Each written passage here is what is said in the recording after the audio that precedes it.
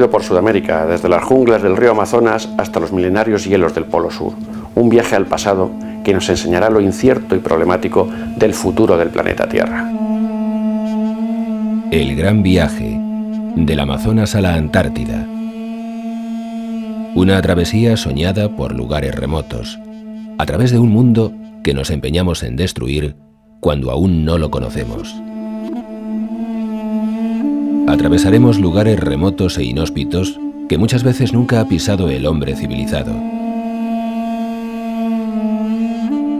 Este viaje será como recorrer una parte maravillosa del planeta Tierra en pos de una meca utópica que se sitúa al final de una vida en busca de lo desconocido.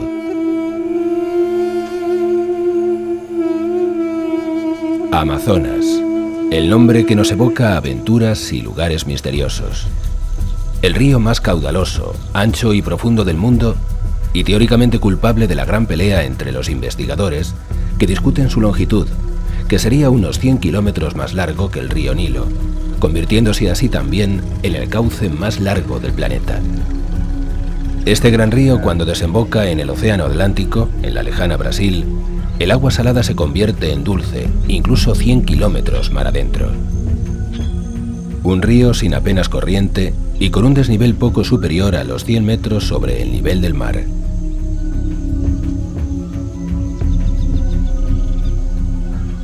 Pero a pesar de todo, cada vez llueve menos en este rincón del mundo.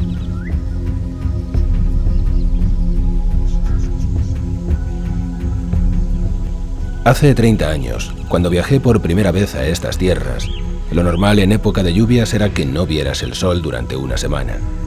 Semana en la que caía una cortina de agua continua. Hoy en día, en plena época de lluvias, muchos días no cae una gota, y cuando la naturaleza nos bendice con el agua, cae un torrencial durante unas horas y nuevamente sale el sol. ¿Qué le está pasando al mundo?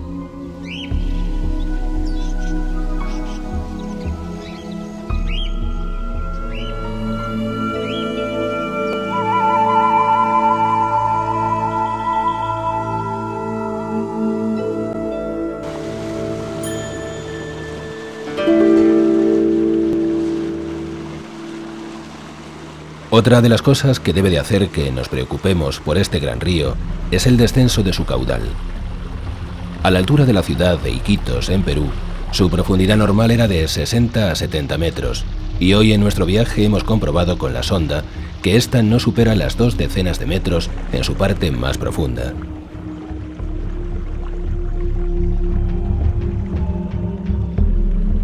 Tiempos de cambio se mueven por este río. Hace un par de décadas vi por primera vez a los indígenas con los hombros quemados por el sol. Esto nos hace pensar que estos hombres acostumbrados durante milenios a caminar desnudos por estas selvas jamás se han quemado. Pero ahora, ¿por qué son tan diferentes los rayos solares? Lo que no podemos negar es que el mundo está cambiando, demasiado rápido quizás.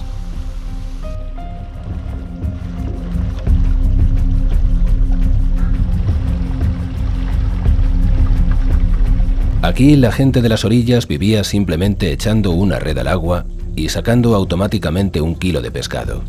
Pero eso era ayer. En nuestros días, si consiguen un pescado o dos, tienen la suerte de cara. El cambio climático que hay se nota, así que no hay forma de evitar el hecho que existe un cambio. Lo notamos, el Amazonas es la fuente de agua dulce más grande del mundo. Así que creo que todavía tenemos tiempo para disfrutarlo, pero no es ilimitado. El río es la autopista para las gentes que viven en sus riberas. Los indígenas construyen balsas, atando una enorme cantidad de troncos y las dejan bajar por el río, que debido a la falta de corriente tardará más de 20 días en llegar a Iquitos, lugar donde venderán la madera y volverán a su casa en uno de los destartalados barcos que navegan el caudal, los mismos que a principios de siglo transportaban a los caucheros. Pero no todo van a ser cosas en contra. La civilización nos permite navegar en un auténtico hotel flotante que durante unos días nos hace sentirnos los reyes o Fitzcarraldos de este hipotético mundo.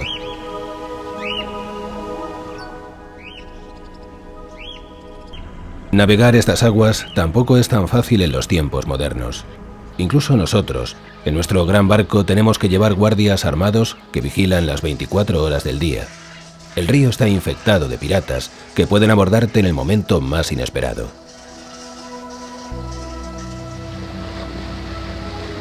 Ante estos problemas, la DEA se instaló por un tiempo en la ciudad de Iquitos para intentar detener el tráfico de drogas que bajaba por el Amazonas. Algo que fue inútil, ya que ni con su adelantadísima tecnología y satélites eran capaces de seguir a estas gentes por unas quebradas y atajos que no figuran en ningún mapa. Pero el gran apogeo y afluencia de extranjeros a estas tierras vino en la época del caucho. A finales del siglo XIX, el invento del automóvil y sobre todo de la rueda de caucho que creó Charles Goodyear provocaron una tremenda fiebre de oro en estas tierras, prácticamente vírgenes hasta entonces. La vida aquí dejó de ser fácil para los nativos. Los caucheros esclavizaban a los indígenas para trabajar en las plantaciones.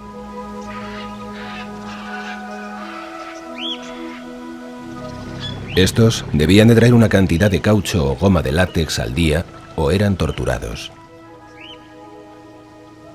Este sistema de trabajo acabó con muchas de las naciones indígenas que habitaban estas junglas desde hace miles de años.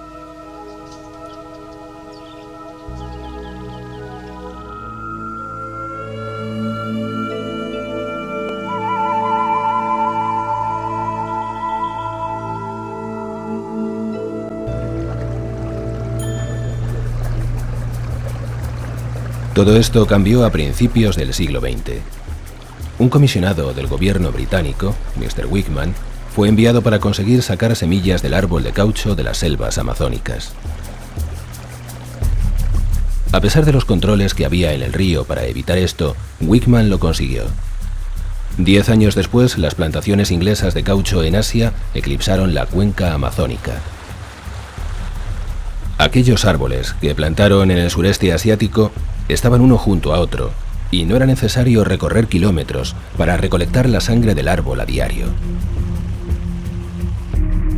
Fue el fin de la bonanza y economía amazónica que se vio repentinamente volviendo a la miseria.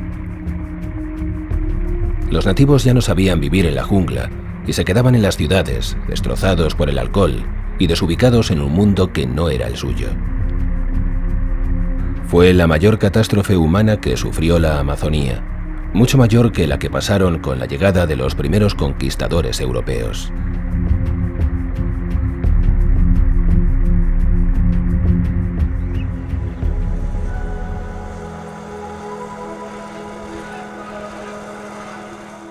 Las pirañas, el gran mito del Amazonas. Cuentan que esos pequeños peces carnívoros nos devorarán en cuanto pongamos un pie en las aguas. Realmente estos peces carnívoros existen, y en un gran número. Verles la boca asusta, con sus filas de dientes mirándonos que parece solo esperan un descuido para hincarlos en nuestra piel. La piraña roja es la que teóricamente es más peligrosa, pero lo único que debemos temer es meternos en el agua con alguna herida. Es suficiente tener precaución y no entrar en los ríos agitando las aguas, que es lo que las llama la atención, y podrían morderte pero por equivocación, no por instinto asesino.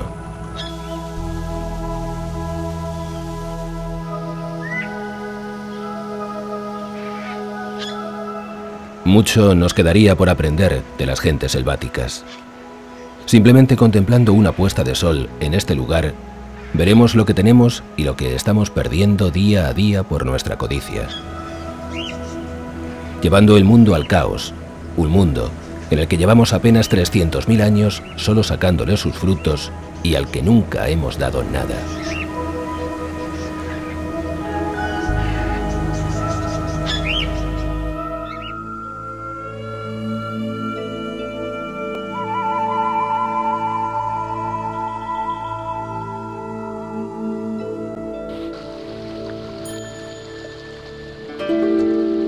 Los pocos indígenas que quedan cerca de la principal ciudad de Iquitos viven en continuo trato con extranjeros y buhoneros que vienen a buscar los productos que obtienen de la selva.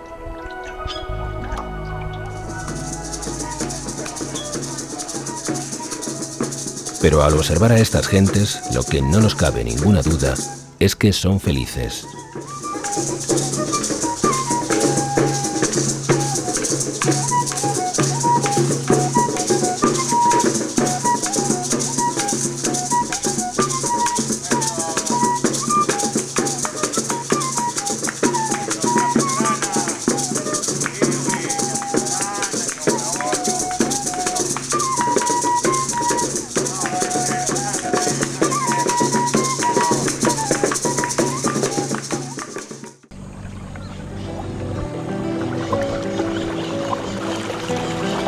Belém, el barrio flotante de Iquitos. Aquí la gente vive en palafitos o en casas construidas sobre troncos que suben y bajan con las crecidas del río. Belém está considerado como el barrio más pobre y por ende más peligroso de América. Aquí tienen su oficina todos los traficantes ilegales, tanto de animales como de armas o droga de toda la cuenca amazónica.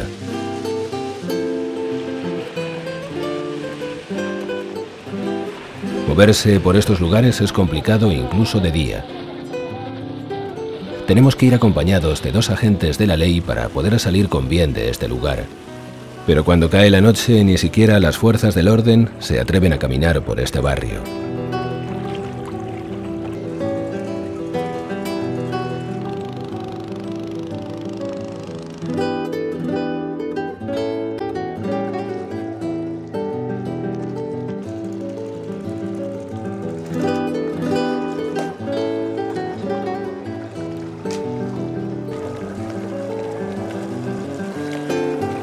Mucha gente viaja al Amazonas esperando ver animales como en las sabanas africanas, pero aquí todo es diferente.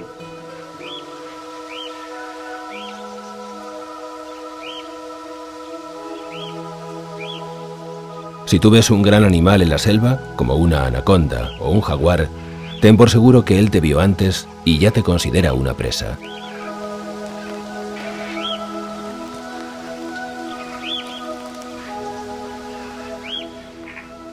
Aquí, los animales que debemos temer realmente son los que no vemos.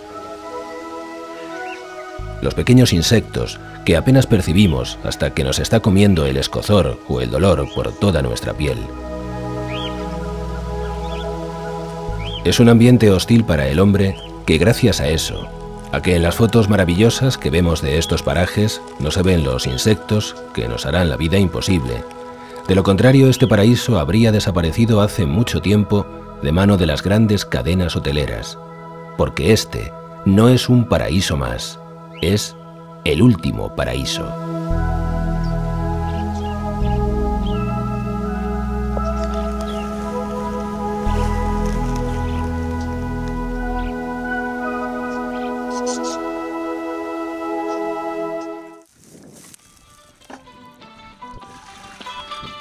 Nuestro viaje por la América mágica y misteriosa continúa. Llegamos al lago Titicaca, el lago navegable más alto del mundo, entre las cimas andinas y que pertenece casi al 50% a Perú y Bolivia. Aquí viven desde el principio de los tiempos los Urus, uno de los pueblos con tradiciones más antiguas del planeta. El Uru no se mezcla con otras etnias y viven sobre islas de totora, esa especie de junco que crece en las riberas del lago y le sirve tanto para vivir sobre islotes construidas con él como navegar estas aguas.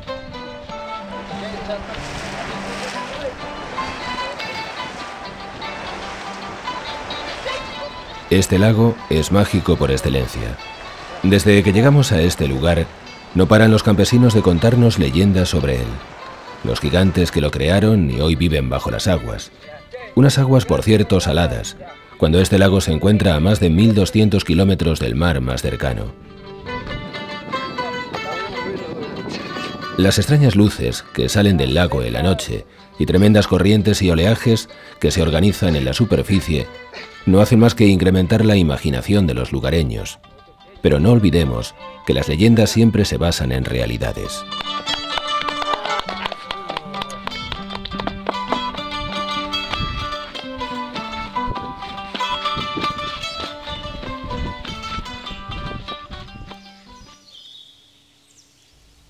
Estas gentes saben los misterios que oculta este lago y son una fuente interminable de historias increíbles. Un número indeterminado de etnias viven en el lago o en sus alrededores, pero lo que tienen en común todas ellas es que mantienen sus costumbres igual que hace cientos de años.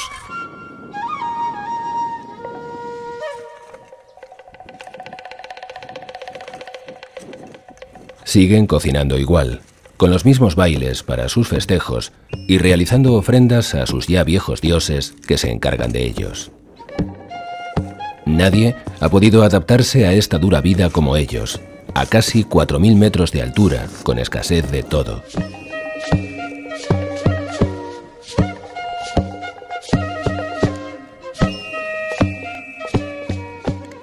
Pero si de misterios estamos hablando, no podemos olvidar Tiahuanacu, la ciudad y cultura de donde bebieron todas las culturas andinas, y nadie sabe de dónde procedían los hombres que aquí habitaron.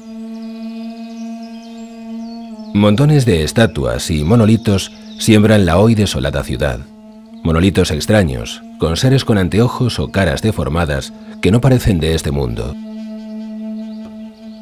¿En qué se basaron los habitantes de Tiahuanacu para tallar estas figuras?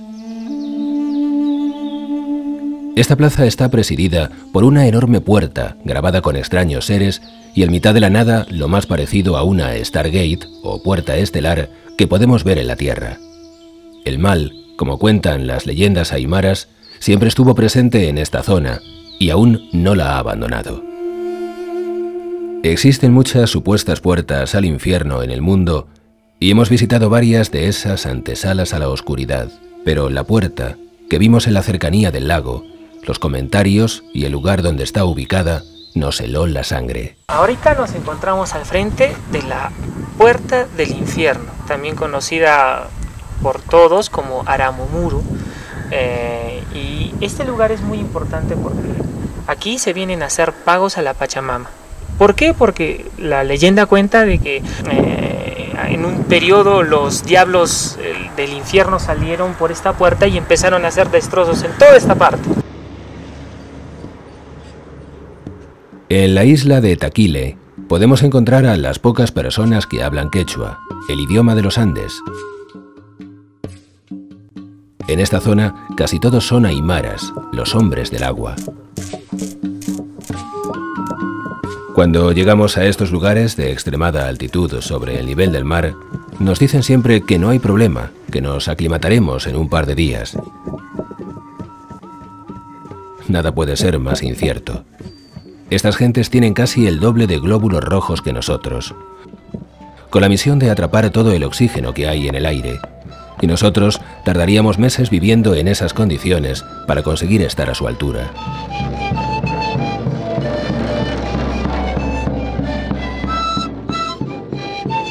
Cuando el conquistador Pedro González de Tequila llega a esta isla, lo primero que hizo fue darle su nombre y prohibir a sus habitantes las vestimentas incaicas, adoptando estos las ropas campesinas que han llegado hasta nuestros días, lo que nos demuestra que 5 siglos en este lugar del planeta son muy poco tiempo.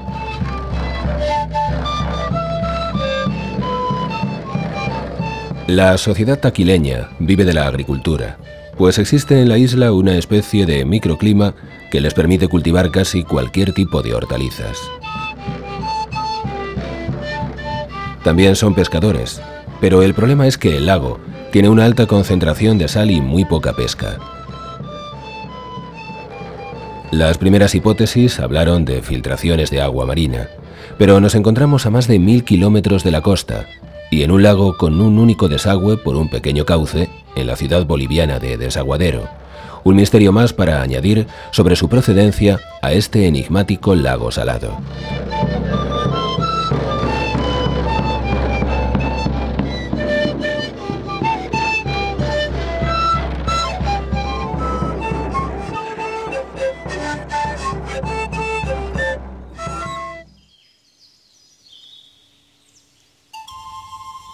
Los incas veneraban a la muerte, algo que se ha demostrado con sus momificaciones. Al igual que en Egipto, conservaban los cuerpos para una vida eterna, Un ritual quizás no tan casual que comparten dos pueblos que vivían a miles de kilómetros de distancia. Una de las demostraciones de estos rituales a la muerte las encontramos en el cementerio de Silustani, a unos 40 kilómetros del lago. Estas tumbas pertenecen a la cultura Coya, contemporánea a la inca y desarrollada en esta parte del lago. El nombre que los incas daban a este tipo de enterramientos, chulpas, las hicieron famosas mundialmente. La entrada de estos descansos eternos siempre estaba dirigida hacia el este, para tener contacto directo con el dios Sol, que todas las mañanas, al amanecer, pasaría a visitarles hasta que los llevara con él definitivamente. Pero no solo se enterraba aquí a los muertos. Esta piedra servía para decapitar a los esclavos, que se enterraban junto a él y que debían continuar sirviendo a su señor en el otro mundo.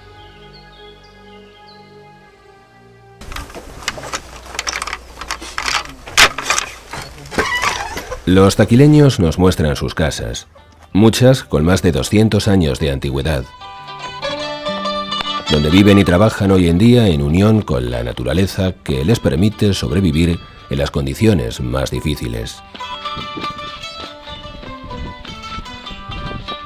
Si alguna deidad es importante entre los indígenas andinos, tanto quechuas como aymaras, es la Pachamama,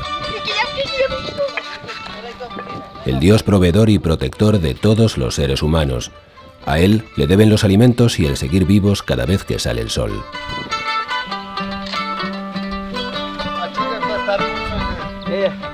A cambio de esto, el hombre andino está obligado a devolver una parte de lo que recibe a la madre tierra, la Pacha. Estas devoluciones pueden ser vertiendo bebida o comida en la tierra y así honrar a las deidades con bailes y alegría, que es la mejor ofrenda. Pues cuando la Pachamama no está contenta con el tributo de los humanos, les castiga con enfermedades. Es el bien y el mal personificado en el mismo Dios. Por esto mismo, todas las etnias andinas no han dejado nunca de efectuar ofrendas. Incluso en la capital boliviana de La Paz, no se iniciará ninguna construcción si no se introduce un feto de llama en los primeros cimientos de la casa. Si no se realiza esa ofrenda, ningún obrero acudirá al trabajo. En el pueblo taquileño, su religión centrada en la Pachamama se mezcló con el cristianismo y hoy en día es muy normal ver cómo practican los dos cultos. Incluso en Perú, la Pachamama es identificada como la Virgen Cristiana de la Candelaria.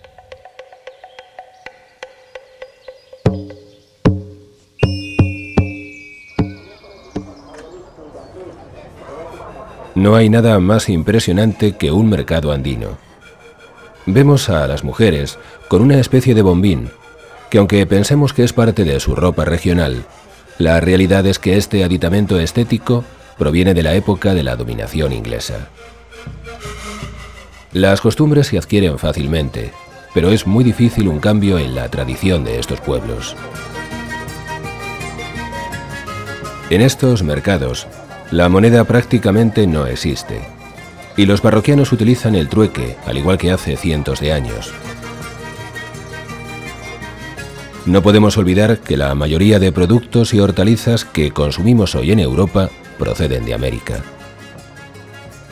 Un ejemplo es la patata, de la que podemos encontrar más de 70 clases solo en el Perú andino, siendo la base principal de su alimentación.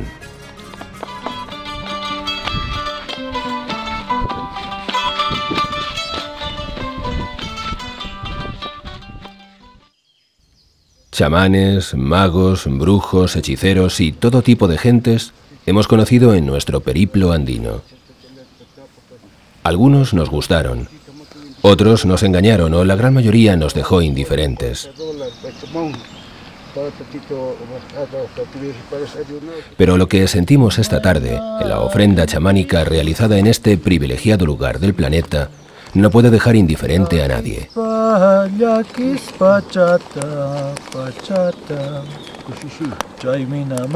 Esa América descubierta hace 500 años, pero que lleva miles de años de historia a sus espaldas, y a la que nosotros estamos intentando dar algo de luz.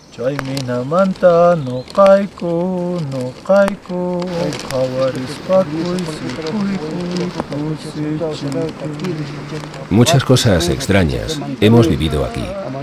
He intentado aclarar un poco los extraños fenómenos que suceden en estos lugares desde hace cientos de años.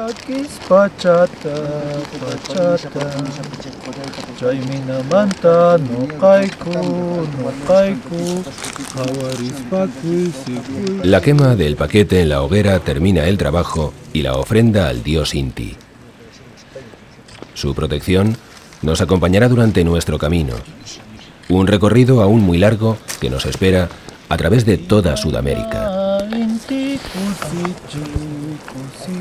Unos lugares y gentes que merece la pena conocer. Convivir con ellos y dentro de sus necesidades nos darán una lección de humildad, sabiduría y honor que muchas veces es imposible encontrar en nuestro mal llamado mundo civilizado.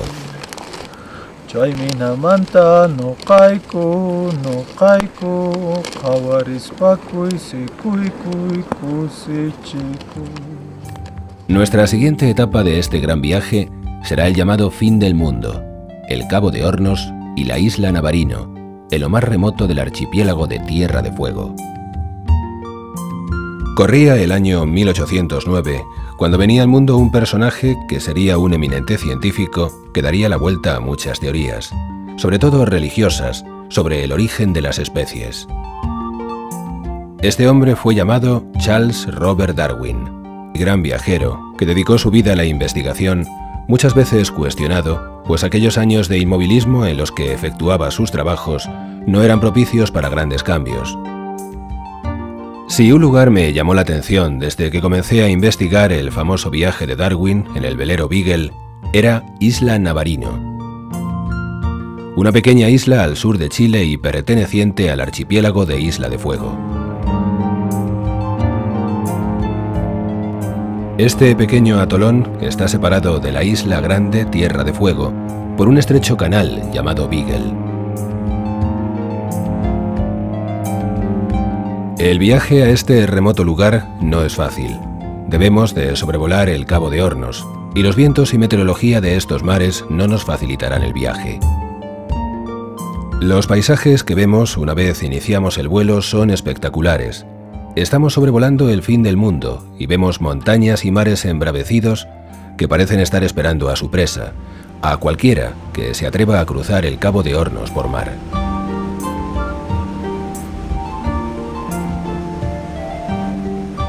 Estos pequeños aviones que unen Punta Arenas con Isla Navarino son su única vía de comunicación rápida y dependiendo del tiempo se puede estar varios días sin volar.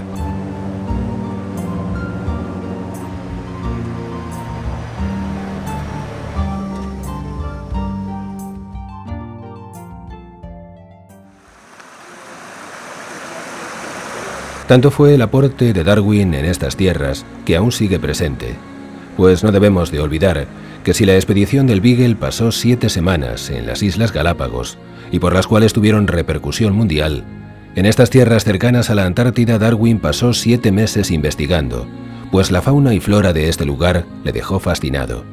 Como decía el eminente científico, investigar en estos lugares es lo más parecido a estudiar las tierras donde pudieron vivir grandes saurios, ya que estos lugares no han cambiado en millones de años.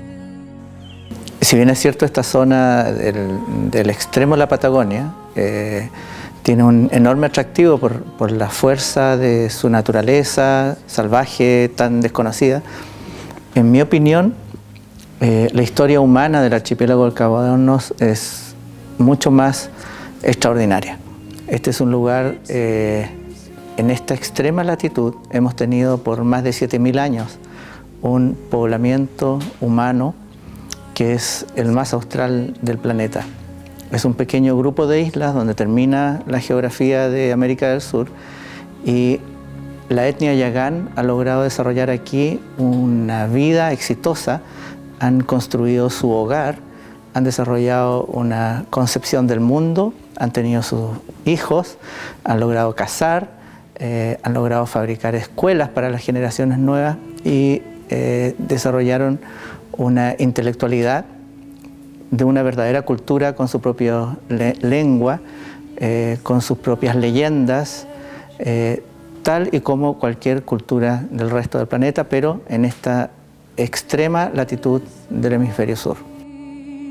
Tras nuestros primeros días en esta isla, comprendí a Darwin cuando decidió pasar gran parte del tiempo de su expedición en este lugar. En el interior de la isla, a pesar de su pequeño tamaño, hay lugares donde el hombre no ha pisado jamás. Bastante tiene el ser humano con vivir y ser capaz de sacar su sustento del mar en estos perdidos lares, como para adentrarse en los parajes desconocidos que impresionaron al científico inglés. Que tuvo mucho reconocimiento en lo que él expresó después de su viaje. Fue un científico con tanto peso que sus opiniones sobre Tierra del Fuego y sobre los Yaganes tuvieron también un enorme peso en la idea de Europa de este extremo del mundo. Se da cuenta que hay algo especial en estos seres humanos que habitan el extremo del mundo.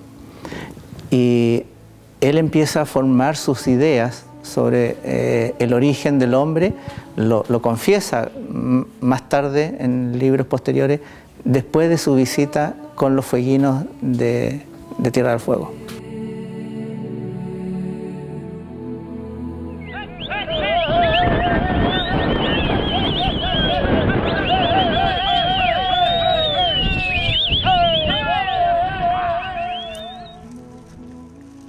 Puerto Williams, el pueblo más grande de la isla, está considerado como el asentamiento humano más austral del planeta. Creado en 1953 con el nombre de Puerto Luisa, que se cambió en 1956 por el de Puerto Williams, en honor del marinero irlandés que tomó el Cabo de Hornos en nombre de Chile. Puerto Williams, hoy en día, no pasa de ser una base de militares y algunos investigadores o aventureros que llegan a estas tierras. Sus calles están desiertas, lo cual no extraña en absoluto en este clima semipolar. Hoy en día es un lugar estratégico por ser el último rescoldo de civilización antes de iniciar el vuelo a la Antártida. Pero si ahora esta vida es dura, ¿cómo fue para los nativos yaganes que vivieron aquí desde hace siglos? Y entonces no podían pensar lo importante que sería su territorio como base de estudio del cambio climático, que no es que se nos avecine, lo tenemos encima y es real como la vida misma. Mira, voy a decirte, en 20.000 años pasada, ante la terminación de la automoglaciación, todo el sector de este sector hasta Antártica, el pasaje Drake, el océano fue cubierto con hielo del mar, ¿ok? Y este fue el gran tapón con la CO2. Este causó que no hay ningún efecto invernadero, o el efecto invernadero fue mucho menos que esto hoy en día. Cuando terminó la edad de hielo, o 17.000 años pasada, fue un calentamiento no tan grande del océano, pero suficiente de terminar con este hielo a la vuelta de Antártica, en un sentido, y escapó todo el CO2. Y cuando escapó, el mundo calentó 6 grados centígrados. Este fue el fin de la edad de hielo y el clima como es hoy en día.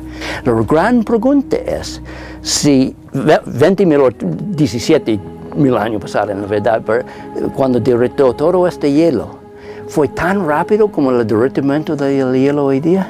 ¿Y sabe qué más? Es más rápido hoy día.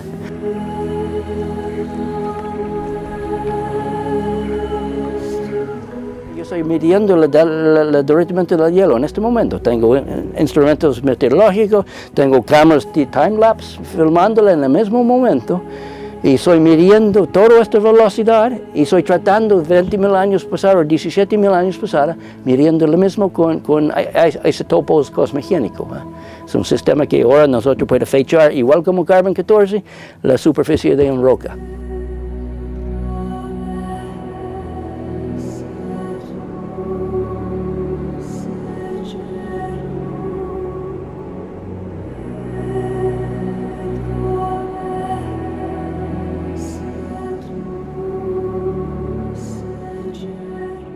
subir el nivel de la mar es la más grave cosa que va a pasar en todo caso. Y mucho del pueblo checo y las ciudades que se dependen de la agua alpina, de las montañas, sí, es un grande problema. Y en India, en los Himalayas, toda esta gente va a quedarse sin ninguna fuente de agua. Y el problema va a ser fuente de agua, que hay gente que vive abajo sistemas montañosos. Y también obviamente todas las ciudades, Florida, Bangladesh, en Manhattan, todo abajo el nivel de la mar.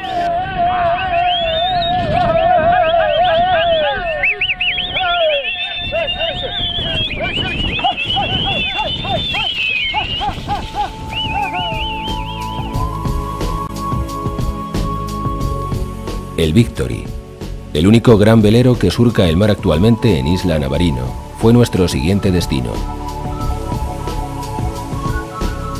El navegar por estas aguas, solo con la compañía del sonido del viento, rompiendo sobre las duras telas de sus velas, es una experiencia inolvidable.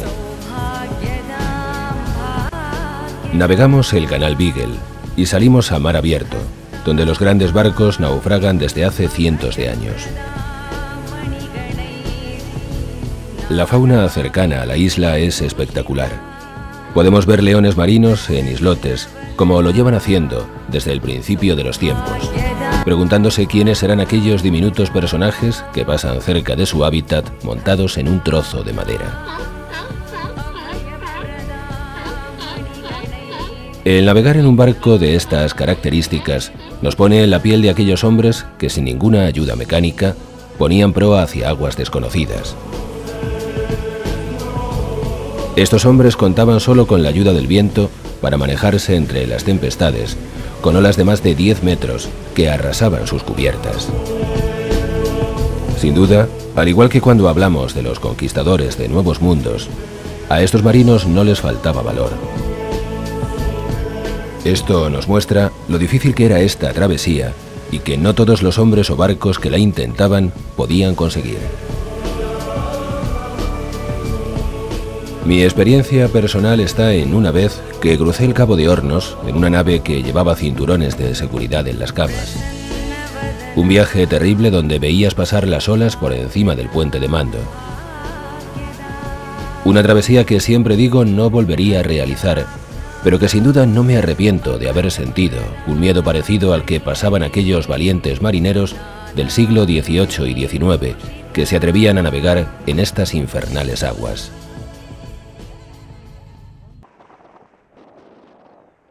Como en mi travesía del Cabo de Hornos, nos toca nuevamente regresar el camino andado, en el mismo avión en el que vinimos. Desde que llegas, no dejas de pensar qué te espera a la vuelta. Y en nuestro caso fue aún peor, en un aeroplano sobrecargado, que casi no era capaz de enfrentarse con las corrientes en las alturas. Pero lo que vamos viendo desde las ventanillas nos compensa todos los malos ratos que pasamos. Paisajes únicos, que no pueden verse en ningún otro lugar del planeta, son nuestra recompensa. Además de haber visitado uno de los rincones más maravillosos de este mundo, donde conocimos gentes, lugares e historias que no podremos olvidar.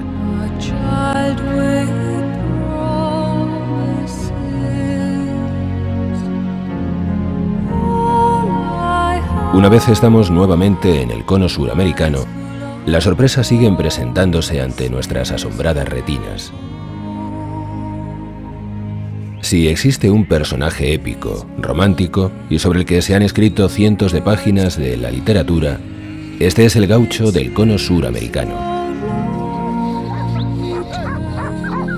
Pero la realidad del gaucho sudamericano difiere mucho del Jorge Cafrune con el que podemos identificarlos. Los gauchos son tipos duros, sobre todo porque la vida que llevan es en extremo difícil. Estos hombres deben de pasar en soledad grandes periodos de tiempo con la única compañía de los animales, cuidando cientos de ovejas, en lugares inhóspitos y a merced de la caprichosa naturaleza. Siempre prevenido por el ataque de los pumas que buscan su comida, que pasea abundante ante sus ojos.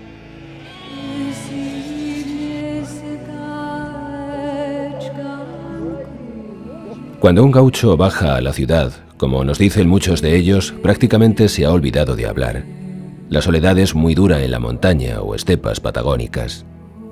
Lo que ganó con su duro trabajo queda en pocas noches gastado en vicios mundanos, o no tan mundanos, pues solo faltaría que después de lo pasado tuviese que ahorrar el dinero conseguido con tanto sufrimiento.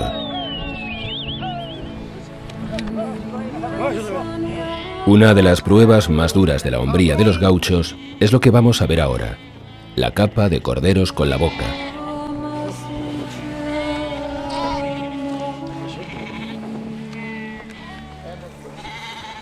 Y les advierto que son imágenes duras que pueden herir sensibilidades. Les efectúan un pequeño corte en los genitales a los corderos y les sacan los testículos con la boca.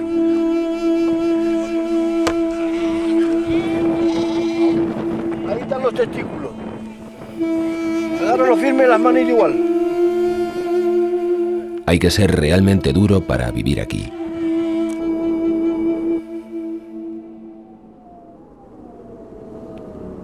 Nuestro viaje continúa por lugares cada vez más enigmáticos, difíciles y maravillosos, que no han dejado de sorprendernos en los meses que llevamos inmersos en este gran viaje.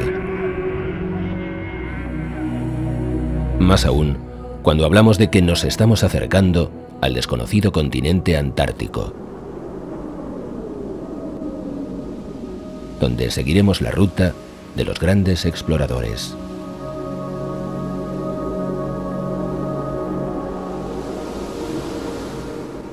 Amundsen, Scott o el mismísimo Shackleton, aquel irreducible irlandés que viajó a la Antártida más veces que ningún otro. Pero la más increíble de sus expediciones fue la que realizó con su navío.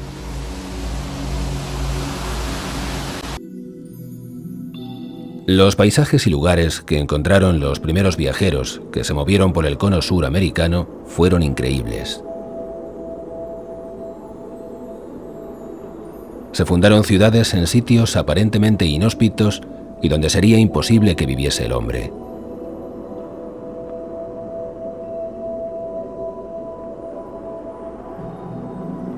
Rodeados de una naturaleza salvaje que muchas veces intentaba llevarse sus casas, pues los vientos que corren en esta zona son huracanados continuamente.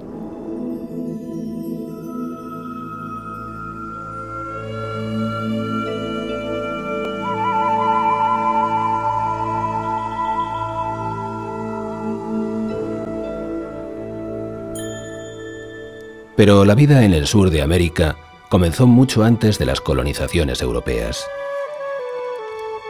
A escasos 25 kilómetros de Puerto Natales encontramos las famosas cuevas del Milodón, que con sus más de 30 metros de alto por 200 de profundidad nos hacen una idea de los animales que allí vivían.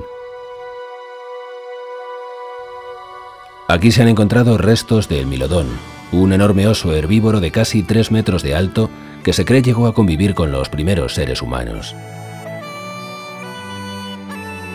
A escasa distancia de esta cueva, hoy explotada como destino turístico y ya en las montañas de la Patagonia, guiados por pastores que son los únicos que suben a estos lugares, llegamos a elevaciones donde encontramos pinturas rupestres que descubrieron estos hombres. Aunque algunas pinturas están evidentemente deterioradas por el roce de los animales con la piedra cuando aquí se refugiaban, este hallazgo lo que nos demuestra es que por supuesto que hubo hombres en el Pleistoceno en estas tierras, en el fin del mundo, pero quizás es que para estos hombres este era el principio del mundo, pues entraron al gran continente americano por el extremo sur. De donde venían, eso ya sí que nunca podremos saberlo.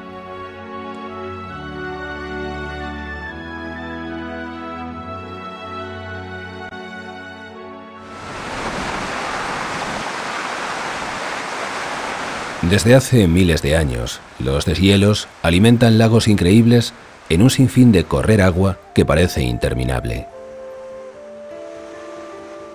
Estamos en el Parque Nacional de Torres del Paine, uno de los lugares más bellos del planeta, que con casi sus 250.000 hectáreas nos muestra parajes de una belleza absoluta. Un viaje hasta aquí merece la pena, y nos hará sentirnos pequeños ante esta muestra de la fuerza y esplendor de la naturaleza, donde las montañas, el agua y el hielo se convierten en uno para dejarnos anonadados.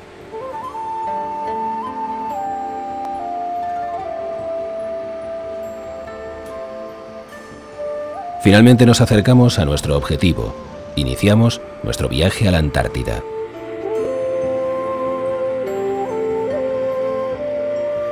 Solamente llegar hasta aquí, la zona de las bases extranjeras, es tremendamente complicado.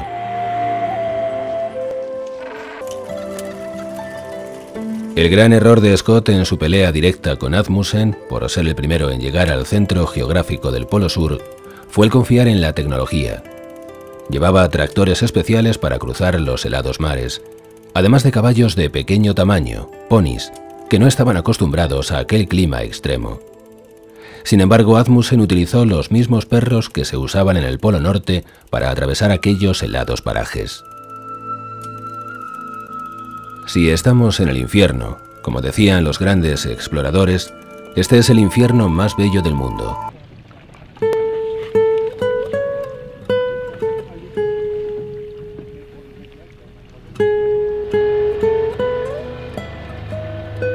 Nuestro próximo medio de locomoción será un viejo rompehielos acondicionado para llevar pasajeros, que junto a nuestras inseparables Zodiac será nuestra compañía durante los próximos días, en los que nos acercaremos al centro antártico. Pues lo que en la Antártida encontramos será totalmente desconocido para nosotros, que somos capaces de viajar a otros planetas, pero no conocemos el continente más rico de nuestro mundo.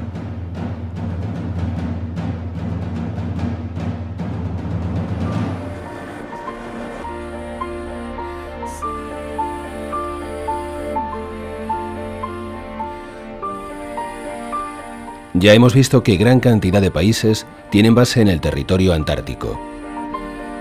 Incluso muchas naciones como China, Estados Unidos, Rusia, Chile, Argentina o incluso España tienen varias bases situadas en climas extremadamente duros. Pues no olvidemos que en el centro del Polo Sur puede haber vientos de 300 km por hora. Aquí están todos ellos, aguantando a que se pueda explotar el continente y ser los primeros, sin cerrar sus bases ni durante el duro invierno, lo que ha provocado multitud de anécdotas. Por ejemplo, cuando llegó el barco argentino a su base con los hombres de relevo tras un año de duro trabajo. Pero lo realmente duro fue comunicar al médico de la estación que no había sustituto para él y que debía de permanecer un año más en aquel helado paraje. El médico enloqueció y tuvieron que encerrarle hasta que zarpó el barco.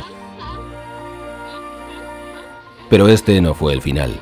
El doctor enloquecido prendió fuego a la base y tuvieron que ser rescatados por una base americana cercana, donde permaneció todo ese invierno entre rejas, a la espera de regresar a la lejana Argentina a continuar su condena.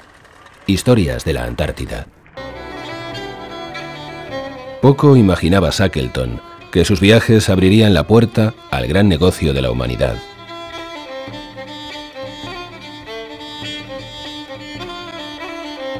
Aquellos hombres que le seguían como líder indiscutible, pues a pesar de que en aquellos años la nobleza se separaba mucho de la plebe o la marinería, Shackleton era un hombre muy cercano y ante todo un compañero en situaciones en las que la vida que estaba en juego era la de todos.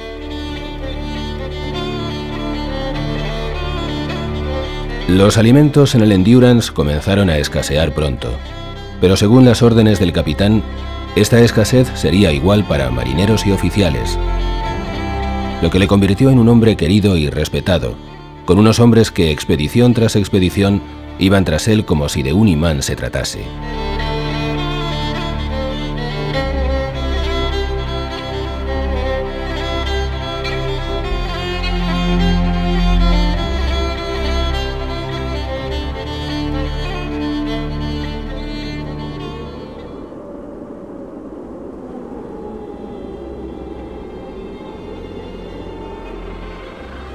Los pingüinos siguen viviendo a millones, libres en este agua. Crían y nadan en un mundo de abundancia. No sabemos si esto será para siempre o tendrá fecha de caducidad, pues nos asusta el acercarnos a la costa y ver manchas de cobre saliendo a flor de las piedras. Eso es lo que se ve, pues lo que se oculta bajo los hielos podría cambiar la historia de nuestro mundo y de nuestra civilización. Solo sabemos que antes de cubrirlas los hielos, aquí había una enorme cordillera, un continente montañoso más grande que Europa, que en algún momento no estuvo cubierto por los hielos.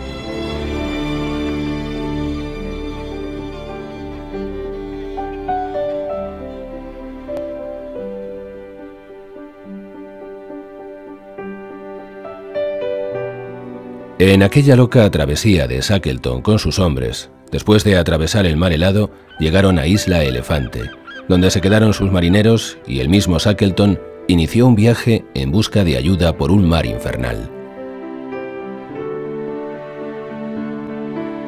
En esa marcha naval le acompañaban 3 hombres más, pero cuando Shackleton llegó milagrosamente a las bases balleneras, solo hablaba de aquella persona invisible que le acompañó y le dirigió en su rumbo, una persona que nunca vieron sus acompañantes, aunque le oían hablar continuamente con ella durante la larga travesía por un mar que parecía le estragaría con la siguiente ola. En aquel increíble viaje, que duró casi 2 años, no murió ningún hombre de la tripulación del Endurance, y todos fueron rescatados con vida. Aquello fue una muestra de liderazgo y hombría de Shackleton, o como llegó a decir su contramaestre, no sé si el amigo invisible del comandante era Dios o el demonio, pero él le dominaba y le debemos la vida.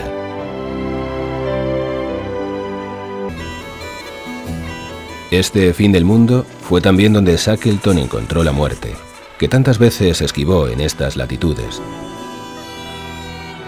Aquel viaje iniciado el 17 de septiembre de 1921, en compañía de los marineros que le acompañaron en el mítico viaje del Endurance. Como si ninguno se resignase a no morir en el Ártico.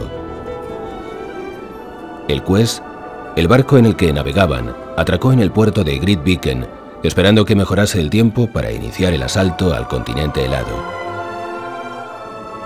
Allí, la noche del 5 de enero de 1922, Shackleton sufrió un ataque cardíaco muriendo en la Antártida.